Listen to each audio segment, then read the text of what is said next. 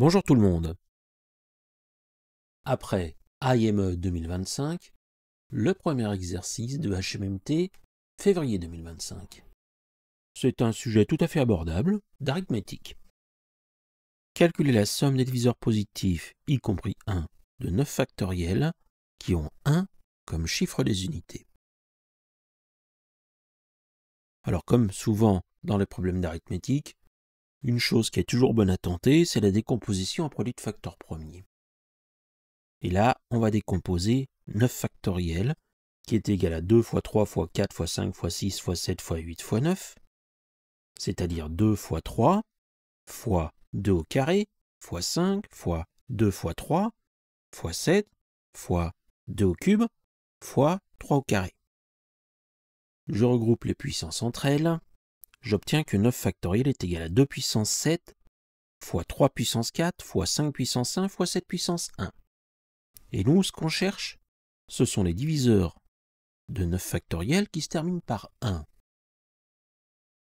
Alors pour commencer, ces diviseurs de 9 factoriels ne pourront pas contenir de puissance de 2, parce qu'on a affaire à des nombres impairs, ni de puissance de 5, parce que dans ces cas-là, le diviseur se terminait par 5 ou par 0.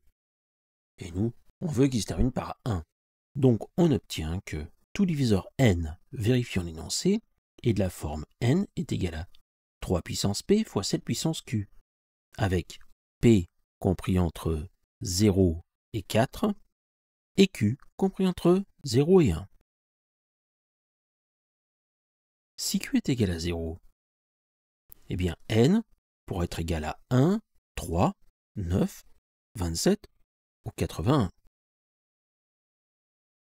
Et si q est égal à 1, eh bien les diviseurs pourront valoir 7, 7 fois 3, 7 fois 9, 7 fois 27, 7 fois 81.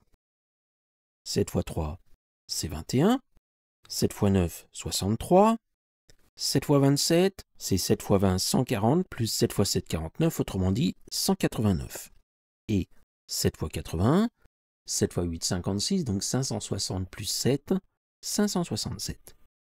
Nous, ce qui nous intéresse dans toute cette liste, c'est 1, 81 et 21. Conclusion, la somme des diviseurs, vérifiant l'énoncé, vaut 103.